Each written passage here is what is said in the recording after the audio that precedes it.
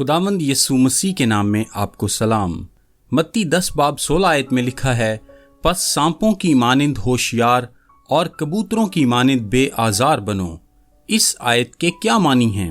जब यीशु ने 12 शागिर्दों को भेजा तो उसने उनसे कहा, देखो मैं तुमको भेजता हूँ गोया भेड़ों को भेड़ियों के बीच में।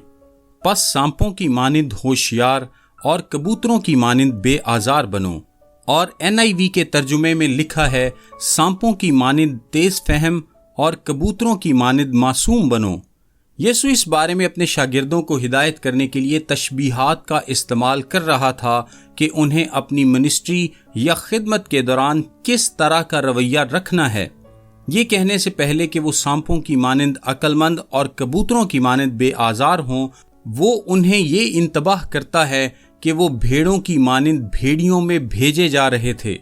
जैसा कि आज दुनिया ईमानदारों की मुखालिफ है, उस वक्त भी थी। और वो इत्तफाकन मुखालिफ नहीं थे, बल्कि जानबूझकर मुखालिफ थे। जो नुकसान भेड़िए भेड़ों को पहुंचाते हैं, वो इरादतन पहुंचाते हैं। ऐसे हालात में ये सवाल पैदा होता है कि हम खुद शिकार बने बिना कैसे खुदा की बादशाही को मौसर अंदाज में बढ़ा सकते हैं। यीशु ने अपने पैरोकारों को सिखाया कि बेदीन दुनिया में मसीही बनने के लिए जरूरी है कि वो सांप की मानिंद तेज फहमी और कबूतर की मानिंद बेआजारी को मिलाएं। इन तशबीहात को इस्तेमाल में लाने से वो सांपों और कबूतरों के बारे में पाई जाने वाली आम फहम ज़रबुल मिसल को नुमायां कर रहा है। पैदाइश 3:1 आयत में सांप अय्यार, फरेबी और तेज फहम था। दूसरी जानिब कबूतर को मासूम और बेआजार समझा जाता है। कबूतर का शुमार पाक जानवरों में था और उन्हें कुर्बानी के लिए इस्तेमाल किया जाता था। अहबार 14:22 आयत में इसका जिक्र है। आज भी कबूतरों को अमन की अलामत के तौर पर इस्तेमाल किया जाता है और सांपों को मक्कार समझा जाता है। सांपों और कबूतरों के तखय्युल के बारे में 19वीं सदी के पास्टर चार्ल्स सिमियन एक जबरदस्त तबसरा फराहम करते हैं।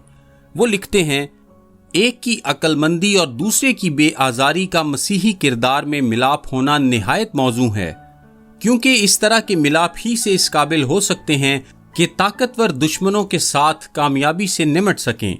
ज्यादातर लोग इस बात का बुरा नहीं मानेंगे अगर उनके किरदार का मुआजना एक कबूतर की मासूमियत और पाकीज़गी के साथ किया जाए। ताहम कई लोग सांप के तसव्वुर पर ही उछल पड़ते हैं, ख्वाह स्याको सबाक कुछ भी क्यों ना हो। वो कभी भी सांप के बारे में कुछ अच्छा तसव्वुर नहीं कर सकते, फिर खा उसका इस्तेमाल यीशु की जानिब से तालीमी आलाकार के तौर पर ही क्यों ना किया गया हो। ताहम हमें इस तशबीह से गैर जरूरी मानी निकालने की जरूरत नहीं। हम इब्लीस के बुरे कामों को खुद सांप के साथ मंसूब नहीं कर सकते।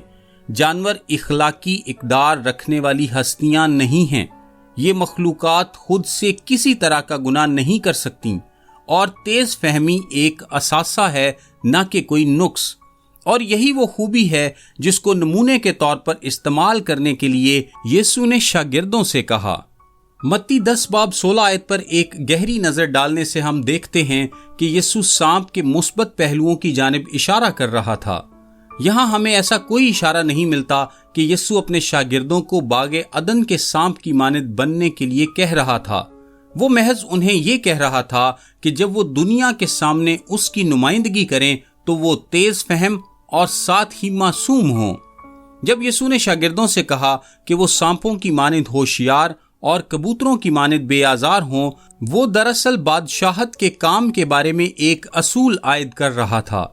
जब हम मुखालिफ दुनिया के पास इंजील को लेकर जाते हैं तो हमें तेज फहम होना है, यानी उन फंदों से खुद को बचाना है जो हमारे लिए लगाए जाते हैं, और साथ ही मासूम भी होना है, यानी इल्जाम से पाक होकर खुदावंद की खिदमत करनी है। यीशु हमें यह सलाह नहीं दे रहा कि हम धोखेबाजी से काम लें, बल्कि ये कि हमें सांप की होशियारी की खूबी को मुस्बत अंदाज में इस्तेमाल करना चाहिए। तेज फहमी का मतलब बेईमानी नहीं और ना ही मासूमियत का मतलब भोलापन है। पौलुस ने भी सांपों की मानिंद होशियार और कबूतरों की मानिंद बेआजार होने का नमूना अपनाया। पौलुस खुदा के सामने नेक नियत और कबूतर जैसी मासूमियत के साथ जिया। हवाले के लिए देखें अमाल 23:1 आयत। और अपनी जिस्मानी ख्वाहिशों का इनकार करना भी सीखा, تاکہ اس کی خدمت کو کوئی نقصان نہ پہنچے۔ پہلا کرنتھیوں 9 باب 27 آیت۔ تاہم جب اسے ضرورت پڑی تو پالوس نے سانپ جیسی ہوشیاری کا بھی استعمال کیا۔ وہ اپنے قانونی حقوق سے واقف تھا اور اپنے فائدے کے لیے قانونی نظام کا استعمال بھی کیا۔ حوالے کے لیے دیکھیں اعمال 16 باب 37 آیت، 22 باب 25 آیت، 25 باب 11 آیت۔ اس نے اپنی تقریروں کو بھی ایسی احتیاط اور ہنرمندی سے تخلیق کیا جس کے ذریعے سننے والوں پر ان کے اثر کو بڑھایا جا سکے۔ حوالے کے لیے دیکھیں اعمال 17 باب 22 تا 23 آیت، 23 باب 6 تا 8 آیت۔ متی 10 باب 16 آیت میں یسوع نے ہمیں سکھایا کہ ہم کیسے انجیل پھیلانے کے اپنے موقعوں کو مزید بہتر بنا سکتے ہیں۔ کامیاب مسیحی زندگی اس بات کا مطالبہ کرتی ہے کہ ہم کبوتر اور سانپ کی خوبیوں کے درمیان ایک بہترین توازن برقرار رکھیں۔ ہمیں آسانی سے دوسروں کے قابو میں آ جانے والا شخص ہوئے بنا نرم مزاج بننے کے لیے جدوجہد کرنی چاہیے، اور ایسا شخص ہوئے بنا جس کا آسانی سے فائدہ اٹھا لیا جائے قربانی دینے والا ہونا چاہیے۔ ہم جانتے ہیں کہ ہمارا دشمن کس طرح کے بے ایمان ہتھ کنڈوں کا استعمال کرتا ہے۔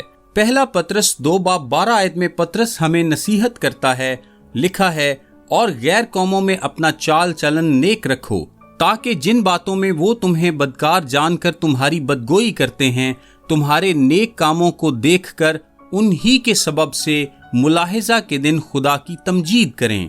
آمین۔ میرا نام تابش قاضی ہے اور یہ پیغام آپ کو ڈیلی ورسز کی جانب سے پیش کیا گیا ہے۔ ہم سوموار سے جمعہ یعنی ہفتے میں 5 دن انگلش، اردو اور آڈیو میں ایسے پیغامات واٹس ایپ سروس کے ذریعے بھیجتے ہیں۔ اگر آپ اپنے نمبر پر یہ سروس حاصل کرنا چاہتے ہیں تو ابھی اپنا نام اور شہر کا نام لکھ کر 0333 80 20 972 973 یا پھر 974 پر واٹس ایپ میسج کریں۔ خدا آپ کو برکت دے۔ آمین۔